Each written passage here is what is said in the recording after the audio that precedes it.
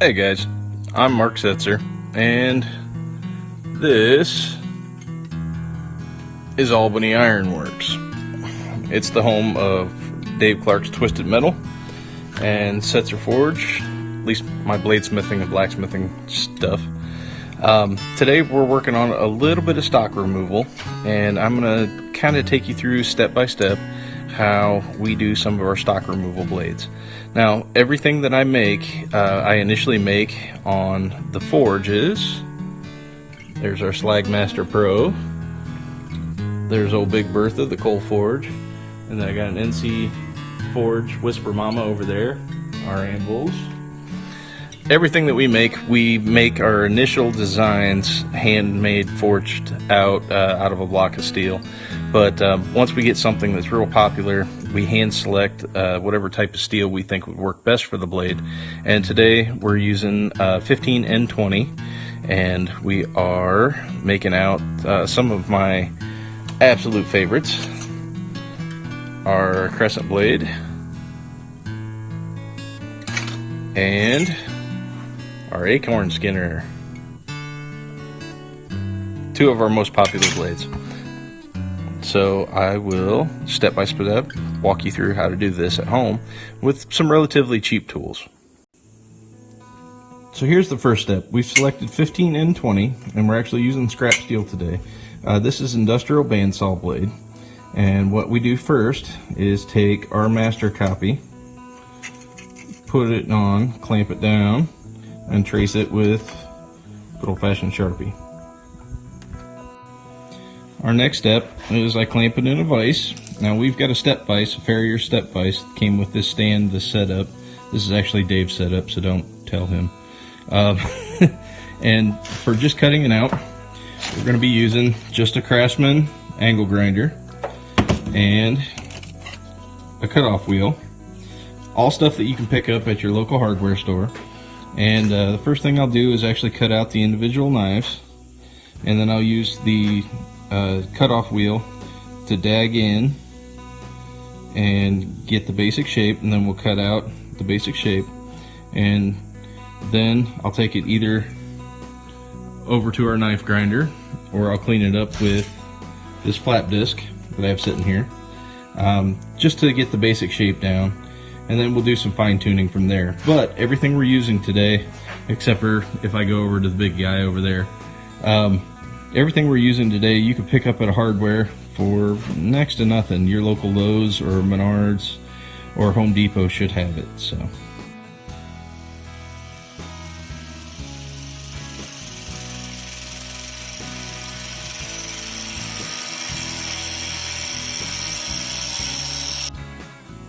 So we got the blade roughly cut out, at least in block form.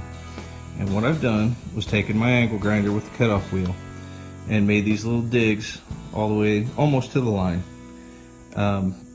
Trust me guys, it seems like a strange step, like you ought to be able to get it all done with just the cutoff wheel, but this will save your wheels, and every little bit helps here in the shop. So I'm going to continue to add these little lines all the way to the side, and then I'm going to take the angle grinder back through and cut out my pattern, and then I'll do some fine tuning with the flap disc. So I've gotten a little bit further. I've cut off all those combs and all that rough spot, and now I'm going to flip the blade over and start on the back side here. And I know it still looks ugly, still some rough edges. Watch your hands, it's pretty sharp. But this is all stuff you can clean up with a Dremel tool, or with a flap wheel and angle grinder, or a file if you want to get really technical. Yeah, then I'll stop and show you my next steps. Alright, so here's what I got so far. And so far this has taken me all of maybe 10 minutes, 15 minutes from start to finish. Next step, I'm going to go over to this flap wheel and take off the rest of these rough comb edges, just kind of clean it up a little bit. So before I go on to that though, I wanted to tell you guys something. A lot of times people think that the stock removal is not bladesmithing, but to be perfectly honest, I don't know what I think of that opinion. I used to agree with them. I used to think, you're not actually making a decent knife. But after a couple years of doing this and being on Forged in Fire and a couple, just different experiences, I'm telling you, this is kind of the way to go, because you can get whatever steel you want, whatever steel you think's best, and crank out a knife pretty quick. And it's still better than anything store-bought that you'd be able to find. I'm going to do some heat treating and tempering on this later. That's probably going to come maybe tomorrow or the next day. And it's going to produce an incredible blade. A lot of my friends will design a knife, hand forge it, and using, basically the same tools we've got here. But after they hand forge it and get the initial design correct, like this guy right here, they'll actually, this was all hand forged, they'll do stock removal, have somebody with a water jet or a plasma cutter cut out those designs for mass production, and they might still hammer out the beveled edge, but it's still going to be an incredible knife. And this is something you guys can do at home with real basic tools, and that way you don't have to go to the store and buy a $100 knockoff cheap Chinese steel, or you can actually make something that you could be proud of. Okay, so this is what I got so far. You can definitely see the shape of the crescent skinner taking form. I just used my flap disc, and my next step is actually going to be to take this little carbide burr on the end of just a dirt Walmart cheap drill, and I'm going to go in through here and kind of open up that finger hole and clean it out so it's nice and smooth, and kind of get the shape I'm wanting to go for. When I'm done, it should look about like that.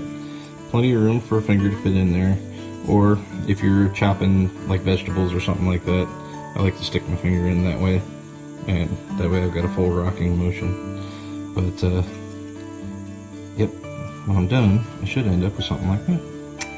Kind of neat. Okay, so I've taken my carbide burr and did some cleaning up a little bit. If you'll notice, you can barely kind of see my lines, and then there's a few places where I've actually gone off the pattern. That was done intentionally. So when I'm cleaning up the blade, what I'll actually do is flip it over so it's on this side where I can't even see my lines, and that way I can adjust some things like the finger holds, little things like that. So my next step, why I made it all shiny right through there, is I'm going to mark a spot right about there and hit it with a punch and kind of start my hole. And then I'm going to use a cobalt drill bit and real slowly work my way through and drill a hole for the pin. Now this steel is really special. The 15N20, it doesn't work like a normal high carbon steel. It actually will air quench, so if you were to heat it up and turn it cherry red and let it air cool like you would any other sort of high carbon steel, this would actually case harden this steel, which I found out when I was first messing around with it, and I broke several of these kind of expensive cobalt bits. So after talking to a couple of the guys that I mentor under, and my bladesmithing heroes, Kirk Holland and Aaron Morrison, if you get a chance, check out their stuff. After talking to them, I found out that all I really need to do to anneal this as best as I can is I'll take a little hand torch and actually turn the steel blue. Now in order to see the color change, I need to buff it out and kind of clean it up so I could see as crystal clear as I can the changing of the color on that steel. So after I cool it off and punch it, I'll show you the next step. While I'm letting my steel cool, I'm going to take this opportunity to show you a must-have in our shop. And it doesn't matter if we're doing decorative yard art with the twist and ironworks, or if we're doing blades or horseshoes or anything like that. When we're in the shop, the most important thing that we have is ski. Now, for you people that aren't from Southern Ohio or Northern West Virginia, ski is a locally bottled, non-alcoholic soda pop. It's kind of like what Mountain Dew wants to be when it grows up. And I would love to get a sponsorship from Ski. We started drinking it at one of our very first blacksmithing shows, and it seems weird to not have a bottle of Ski on hand when we're here in the shop. So we usually stop at one of the local gas stations and buy an entire case of it. So if the executives of Ski are listening or watching or see my video in any way, shape, or form, more than any other tool or anything like that, we would love a sponsorship from Ski. And even if we don't get it, we're still going to drink it. So something to think about, Ski. So now you can see what I was talking about. We did a little bit of annealing by taking a little benzomatic hand torch, little propane torch, and turning my steel blue. And then I took a punch and made a little starter, and focus. That's very, very important when you guys are drilling out for your pins to hit that starter. Otherwise your drill bit's going to walk all over the place. If you have a drill press, not a big deal, but we're not using a drill press today. For one, because I need to replace the belt on it, and for two, this is a video or a series of videos on how to make a knife with inexpensive tools, your basic beginner steel knife making class. So yeah, I'm sure I can get that snafu out in editing if I ever decide to edit.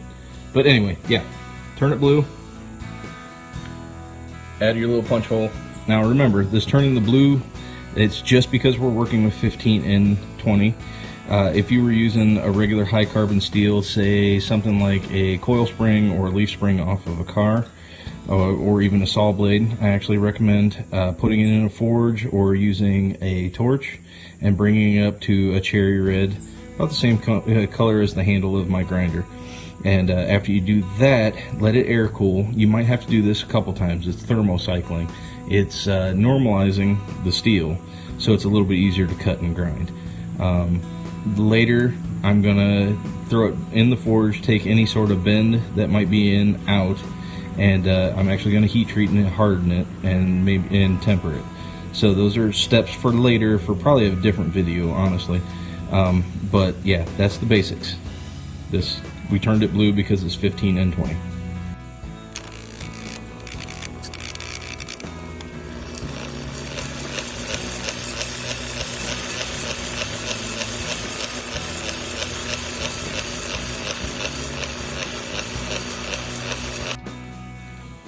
So there's the hole I've drilled, and you see all this white stuff. This is actually white lithium grease. Probably not ideal for what I was using it for. I can't seem to find our normal oil can, but it's very, very important that when you're drilling into high carbon steel or anything tough like this, no matter what it says on the package of the drill bit, take your time, move really, really slow, and don't try to force your drill bit through the steel.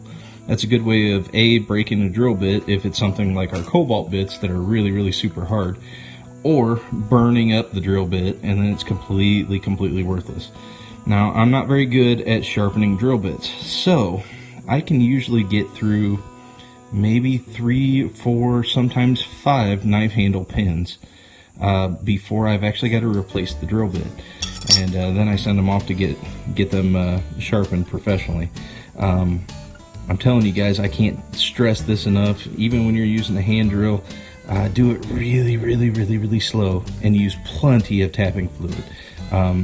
We've used transmission fluid before. You can actually buy tapping oil, 3-in-1 oil. WD-40 works okay. Whatever you can find that's close. And like I said, go really slow. Use plenty of tapping fluid. That's something I learned from working at Suber Metalworking in Deschler. years and years ago. I bet it's been 25 years. But yeah, take it nice and slow. Alright guys, so this is what we more or less got. A real basic knife blank. From this point on, you can either use an angle grinder or a belt grinder. Most woodworking shops will have some sort of belt grinder or angle grinder or disc grinder where you could actually put your edge on.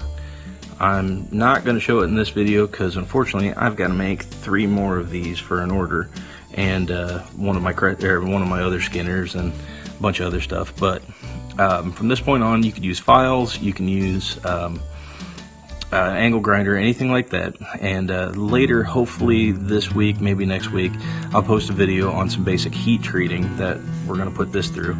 But unfortunately I can't fit it in today. So what I would recommend is use whatever grinder or file that you prefer to use, whatever works best for you, and get your basic edge down. Clamp it down in a vise, or pin it to a piece of board or something like that, and get your beveled edge almost down to sharp. Not quite. You want to leave a little bit of thickness when you go to heat treat. And then after we heat treat, I will put a handle on this thing, start cleaning up the handle, and then I'll put my final edge on, and then she'll be ready to rock and roll. If you are looking for one of our blades, one of my blades, you can actually pick them up. They should be on display at Doug's Carryout on 143. Otherwise, contact me directly. You'll see my business card all over the Athens area, or contact me here on Facebook. And see if you see something you like, or you got a design that you want me to try out. I'd be more than happy to do it. But so yeah, that's our basic crescent skinner done out of 15 and 20. And stay tuned for some new videos, and ski.